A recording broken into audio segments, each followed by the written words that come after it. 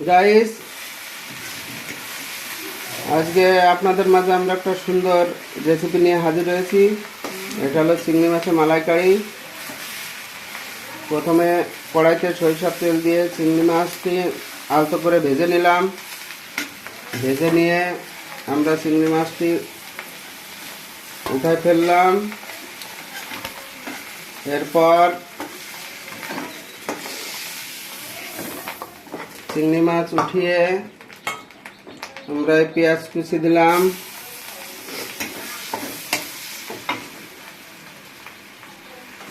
পেঁয়াজ কুচি দিয়ে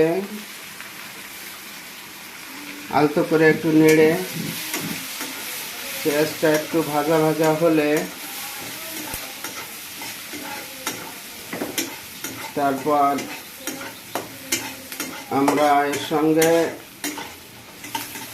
1 চামচ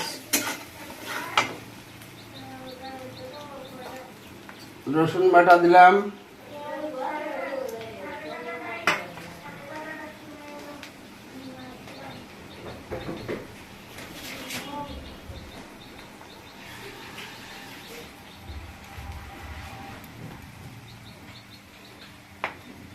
এর সঙ্গে 1 চামচ রসুন বাটা দিলাম।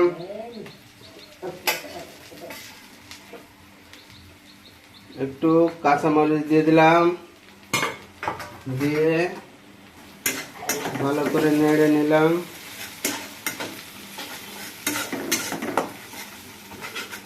নেড়ে নেওয়ার পরে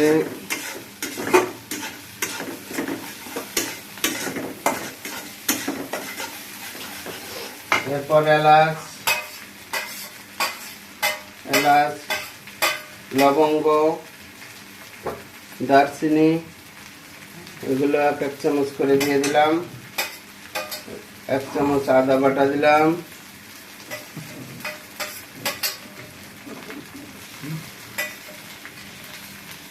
আদা বাটা দিয়ে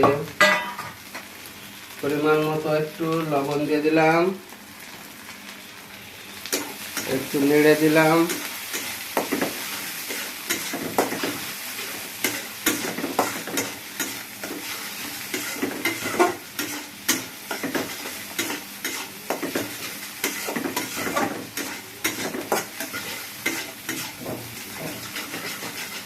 মশলাটি প্রায় ভাজা হয়ে গিয়েছে। এরপর 1/2 চামচ হলুদ দিয়ে দিলাম। একটুখানি নেড়ে বন্ধুরা আমরা নারকেলের দুধ তৈরি করছিলাম নারকেল থেকে, সে দুধটুকু দিলাম।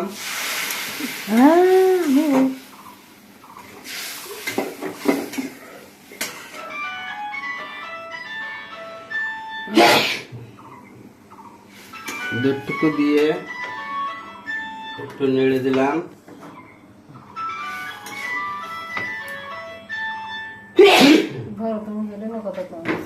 নেড়ে দেওয়ার পর আমাদের চিংড়ি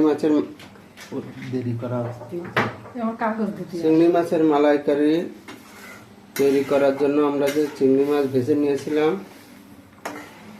এর ভিতরে চিংড়িটা দিয়ে দিলাম।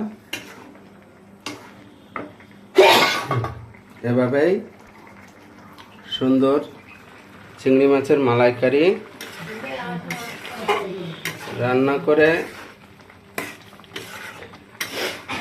জন্য প্রস্তুত হলাম।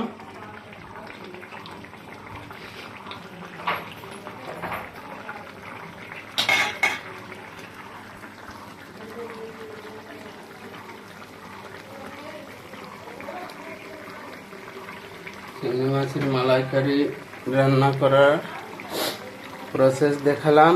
এরপর একটু ঢেকে দিলাম। এভাবেই মূলত চিংড়ি মাছের মালাইকারি রান্না করা হয়।